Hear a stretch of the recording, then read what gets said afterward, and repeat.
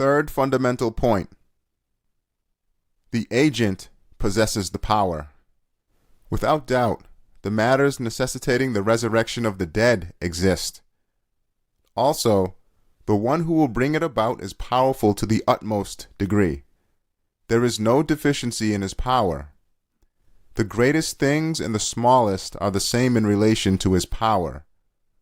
It is as easy for him to create the spring as to create a flower.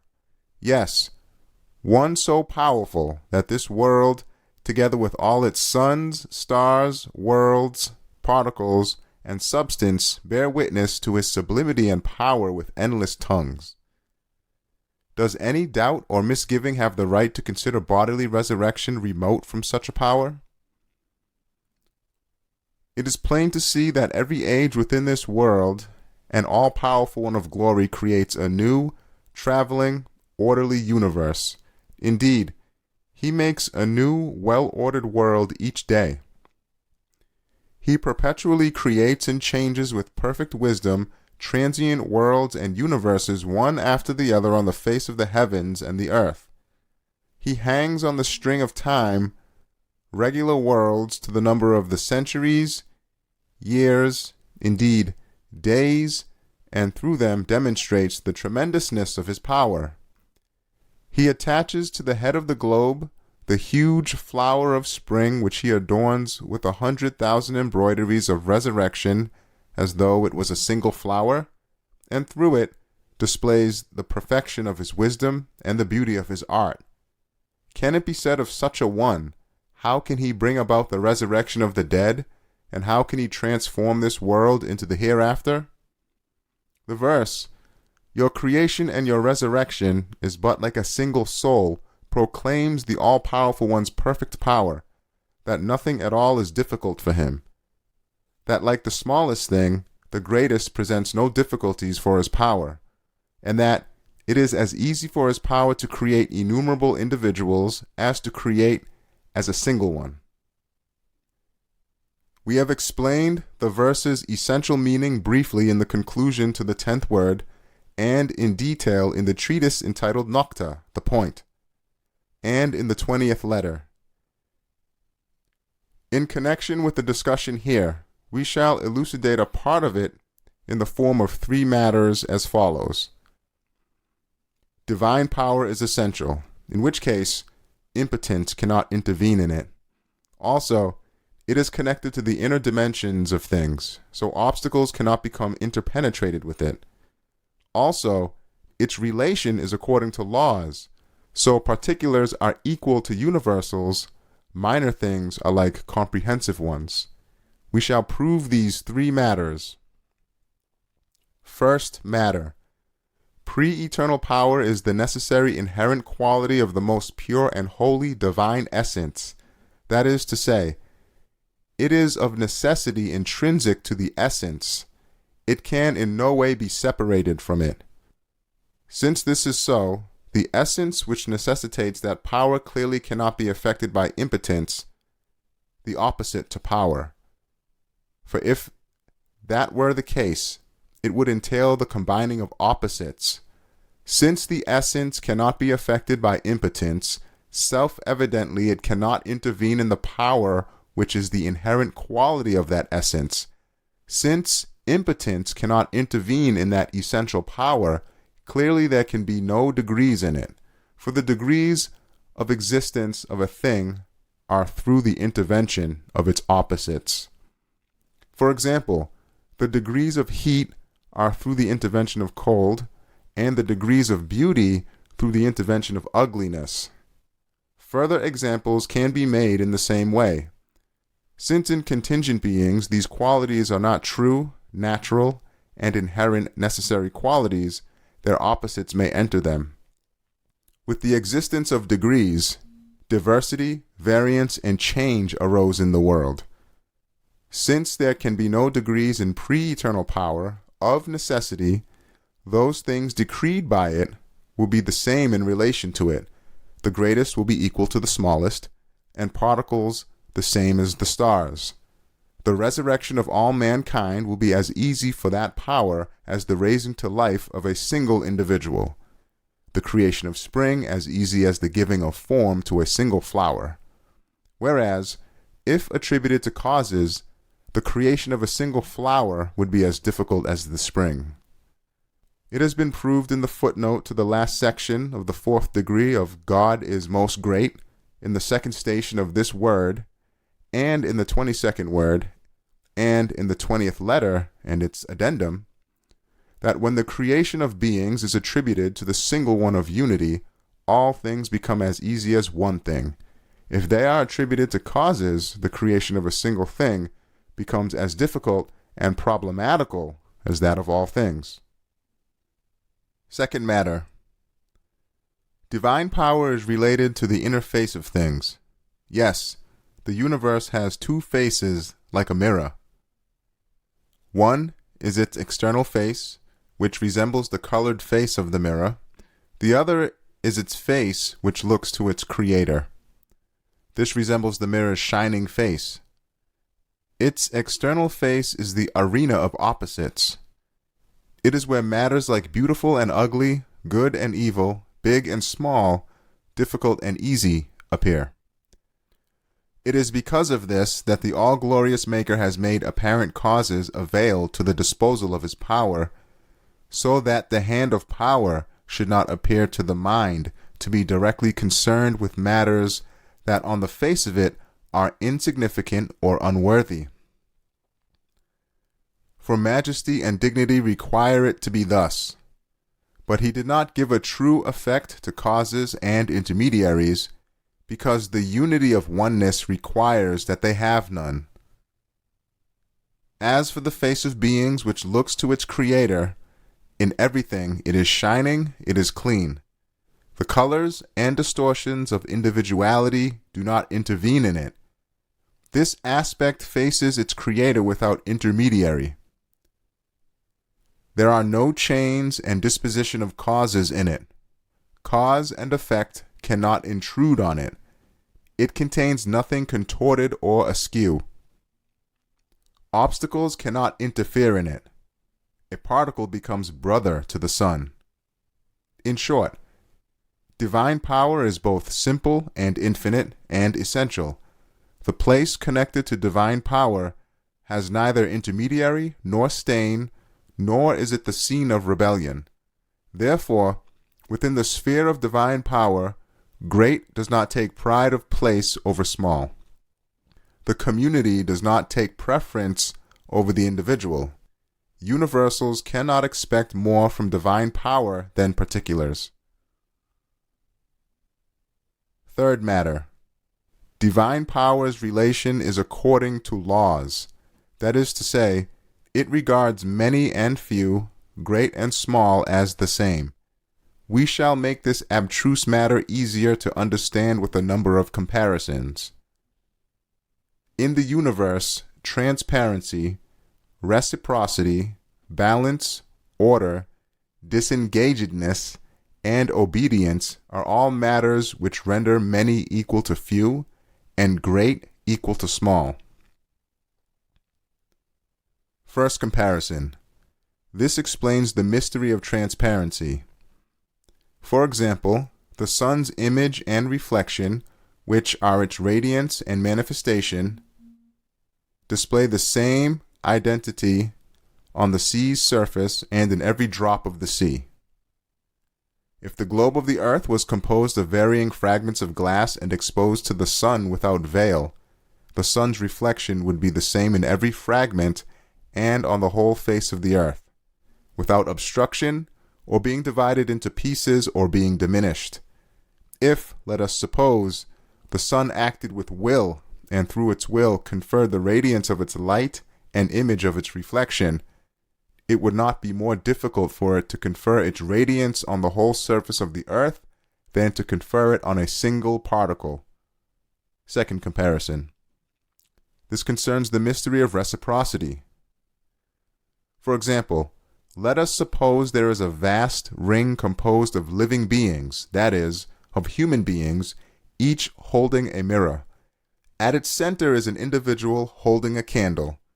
The radiance and manifestation reflected in all the mirrors surrounding the central point will be the same, and its relation will be without obstacle, fragmentation, or being diminished. Third comparison. This concerns the mystery of balance. For example, there are an enormous set of scales which are extremely accurate and sensitive. Whichever of two suns, or two stars, or two mountains, or two eggs, or two particles are placed in its two pans, it will require the same force to raise one pan of those huge sensitive scales to the sky and lower the other to the ground. Fourth comparison. This concerns the mystery of order. For example, a huge ship can be turned as easily as a tiny toy boat. Fifth comparison. This concerns the mystery of disengagedness. For example, a nature disengaged from individuality regards all particulars from the smallest to the greatest as the same and enters them without being diminished or fragmented. The qualities present in the aspect of external individuality do not interfere and cause confusion. They do not alter the view of a disengaged nature such as that. For example, a fish like a needle possesses such a disengaged nature, the same as a whale. Or a microbe bears an animal nature, the same as a rhinoceros. Sixth comparison. This demonstrates the mystery of obedience. For example, a commander causes a single private to advance with the command, "Forward march," the same as he causes an army to advance. The truth of the mystery of this comparison about obedience is as follows. As is proved by experience, everything in the universe has a point of perfection, and everything has an inclination towards that point. Increased inclination becomes need.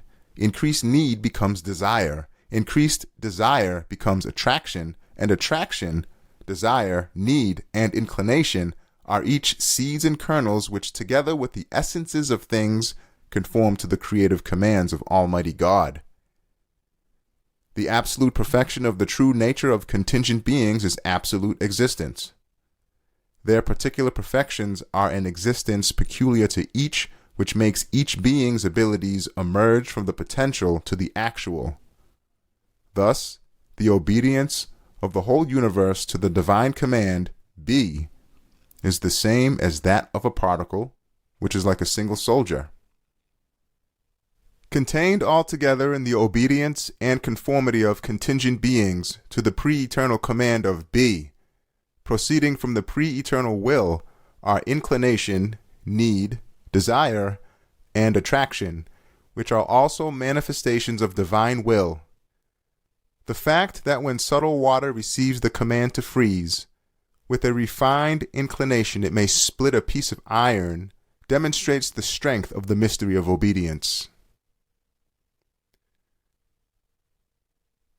If these 6 comparisons are observed in the potentialities and actions of contingent beings, which are both defective and finite and weak, and have no actual effect, without doubt it will be seen that everything is equal in relation to pre-eternal power, which is both pre-eternal and post-eternal, and creates the whole universe out of pure non-existence, and being manifested through the works of its tremendousness leaves all minds in wonderment. Nothing at all can be difficult for it. Such a power cannot be weighed on the small scales of these mysteries, neither are they proportionate. They have been mentioned to bring the subject closer to the understanding and to dispel any doubts.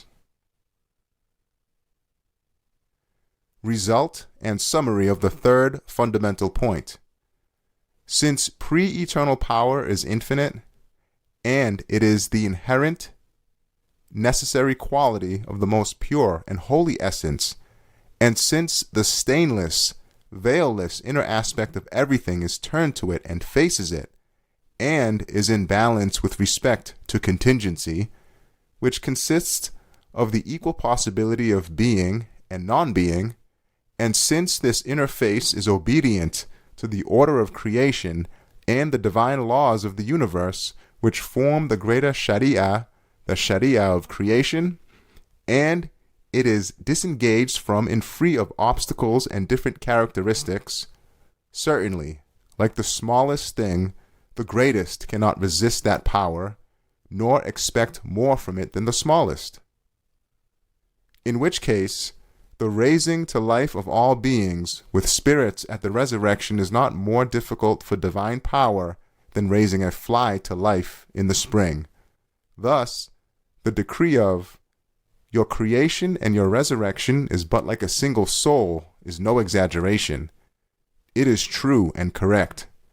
And our claim that the agent possesses the power has been proved true in decisive fashion. There is nothing to hinder it in this respect. Fourth fundamental point. Just as there are things necessitating the resurrection of the dead and great gathering, and the one who will bring it about possesses the power to do so, so the world possesses the potential for the resurrection of the dead and great gathering. There are four matters in this assertion of mine that this place is possible. The first is the possibility of this world's death. The second is its actual death. The third is the possibility of the destroyed, dead world being reconstructed and resurrected in the form of the hereafter. The fourth is its actual reconstruction and resurrection, which are possible. First matter. The universe's death is possible. For if something is included in the law of the process of perfection, there is bound to be growth and development in it. And if there is growth and development, that thing is bound to have a natural lifespan. And if it has a natural lifespan, there is bound to be a time for its natural death. It is established by inductive reasoning and extensive investigation that it cannot save itself from the claws of death. Indeed, just as man is the microcosm, and he cannot be saved from destruction, the world too is the macroanthropos. It neither can be saved from the clutches of death. It too will die and will then be resurrected, or it will lie in repose, and then open its eyes in the morning of the resurrection. Also, just as a living tree, which is a miniature copy of the universe, cannot save its life from destruction and dissolution, so the chain-like universe which has branched out from the tree of creation cannot save itself from destruction and dispersal in order to be repaired and renewed.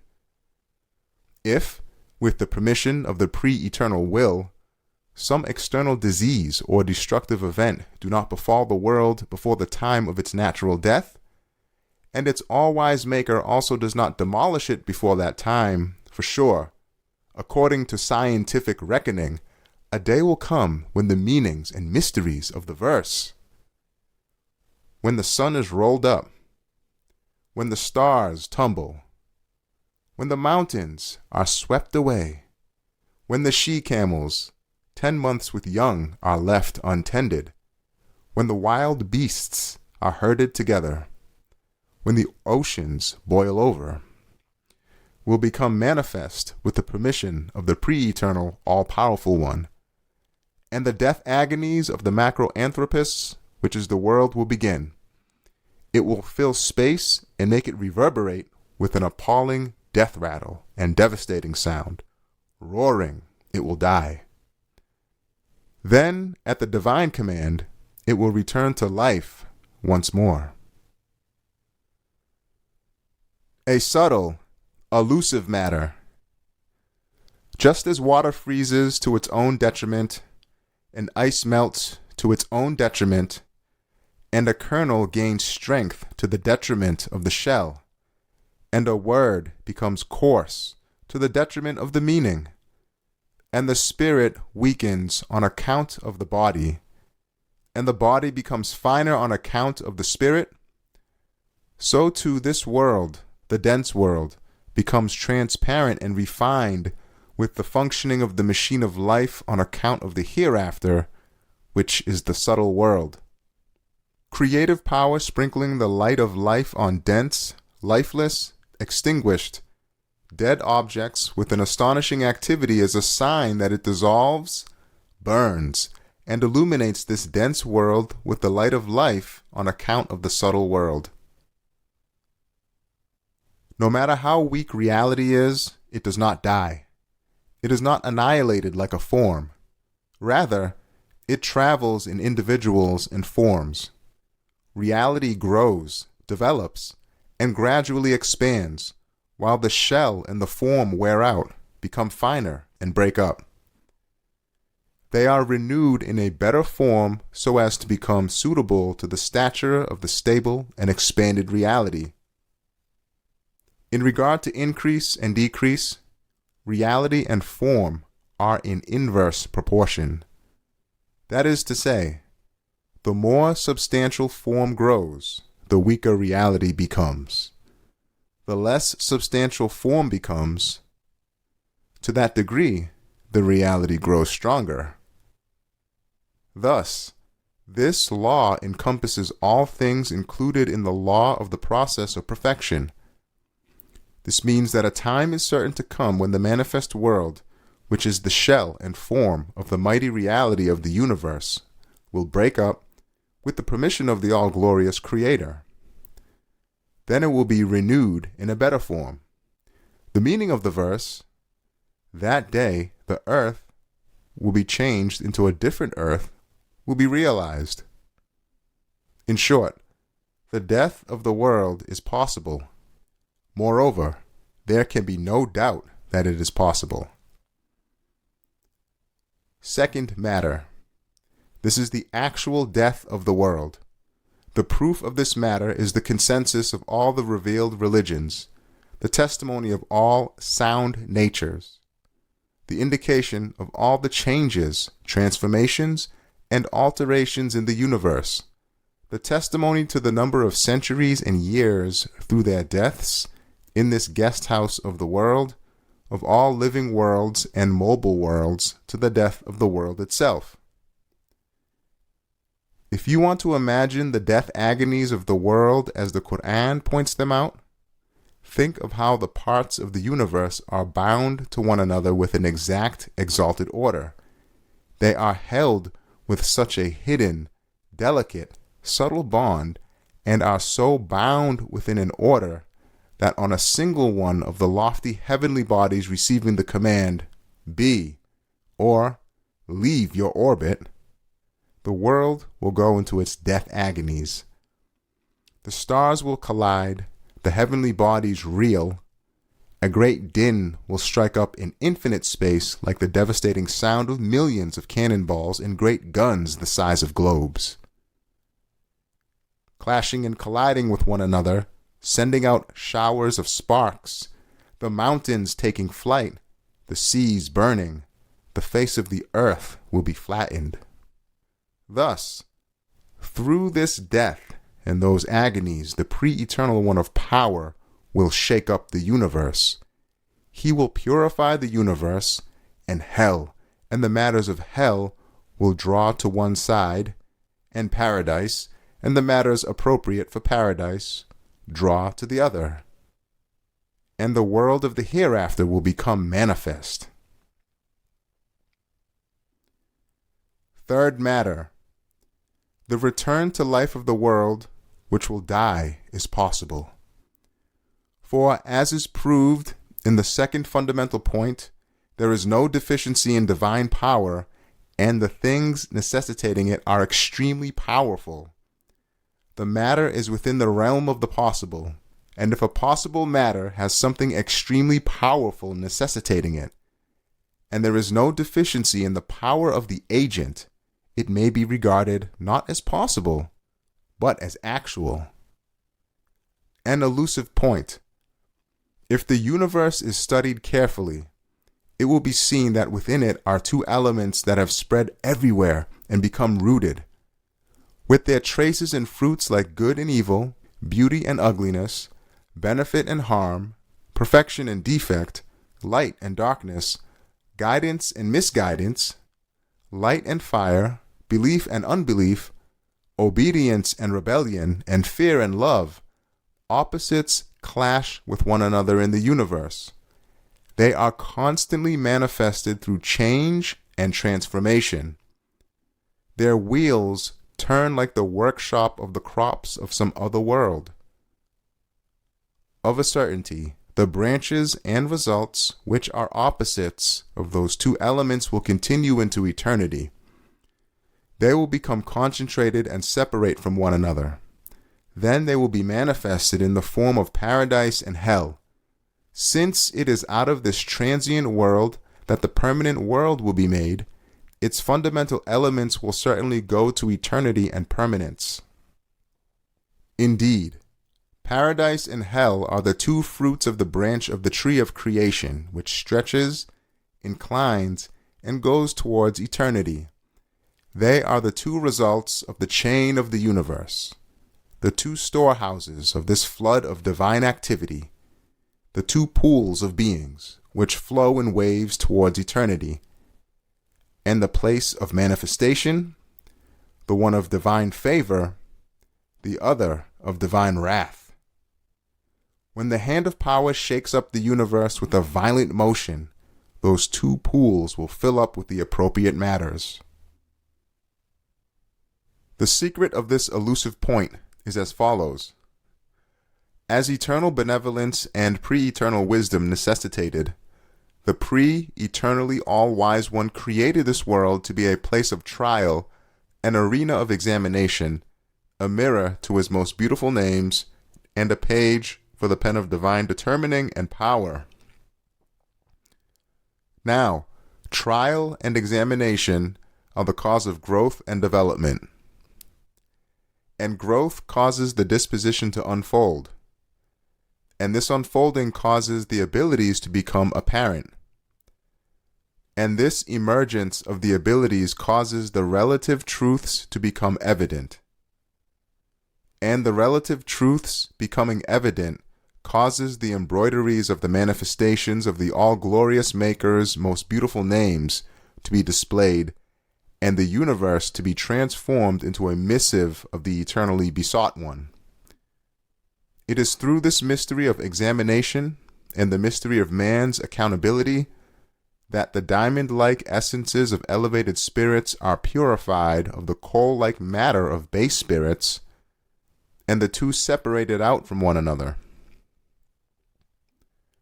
Thus, since it was for mysteries such as these, and for other most subtle and elevated instances of wisdom, which we do not yet know of, that the pre-eternally all-wise one willed the world in this form, he also willed the change and transformation of this world for those instances of wisdom. He mixed together opposites for its change and transformation, and brought them face to face, combining harm with benefit, including evil with good, and mingling ugliness with beauty. He kneaded them together like dough, and made the universe subject to the law of change and mutation, and the principle of transformation and perfection.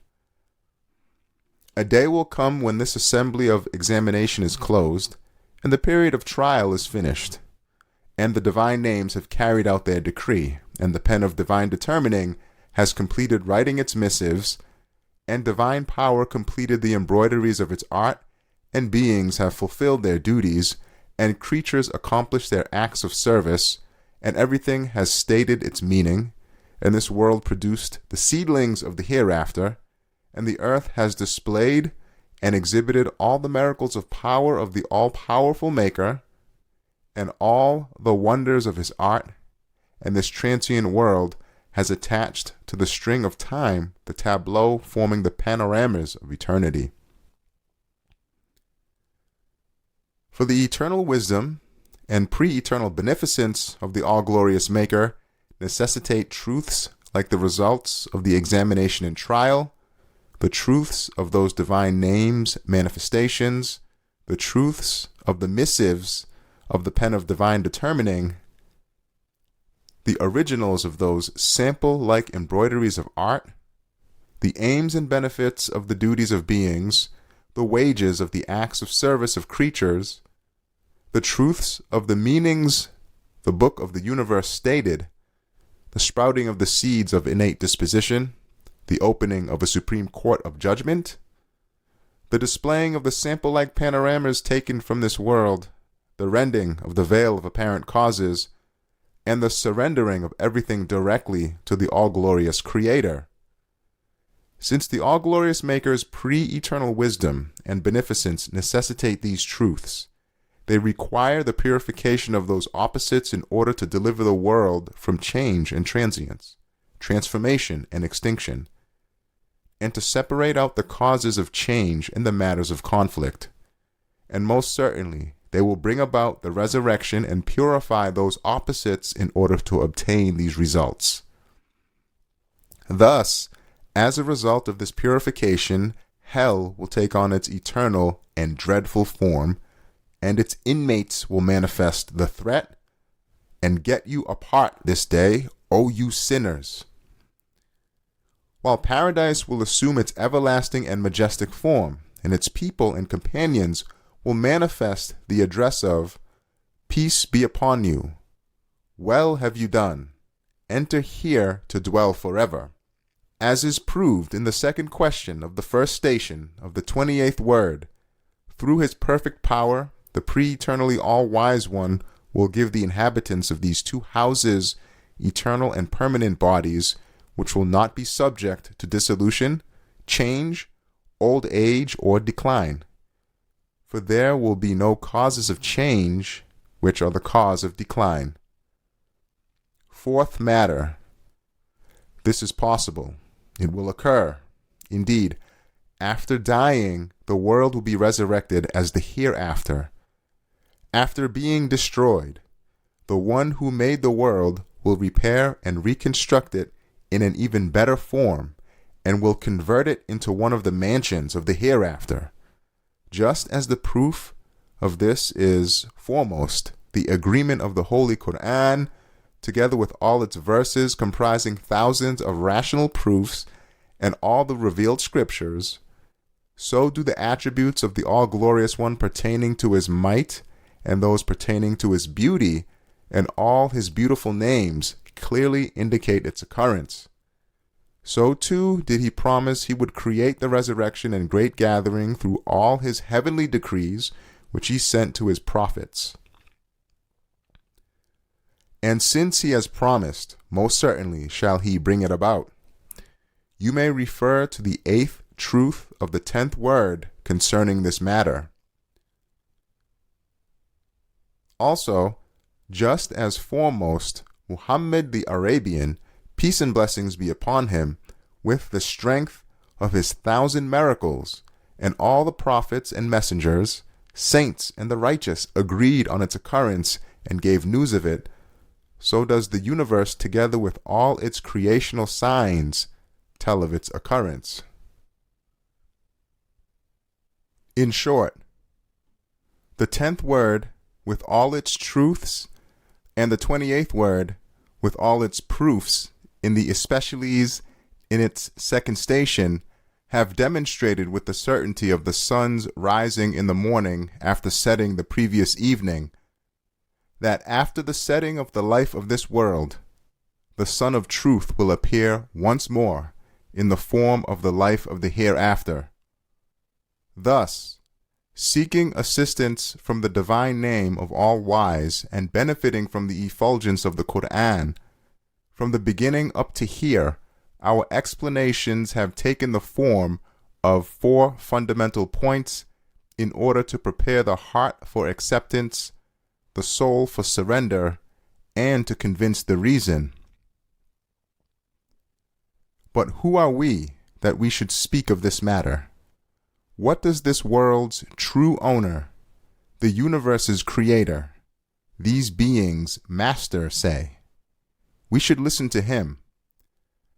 Can others dare to interfere officiously while the owner of this domain speaks? We must listen to the pre-eternal discourse of the all-wise Maker, which he delivers, addressing all the ranks of those of each successive century in the mosque of the world and place of instruction, which is the earth, with thousands of decrees like, when the earth is rocked with a great convulsion, and the earth casts out its burdens, and man cries out, what is happening to it? On that day it will relate what all those upon it have done. For so your sustainer will have commanded it. On that day men will go forth in groups to the judgment to receive requital for their former deeds. Then anyone who has done an atom's weight of good shall see it, and anyone who has done an atom's weight of evil shall see it, which causes the earth to tremble.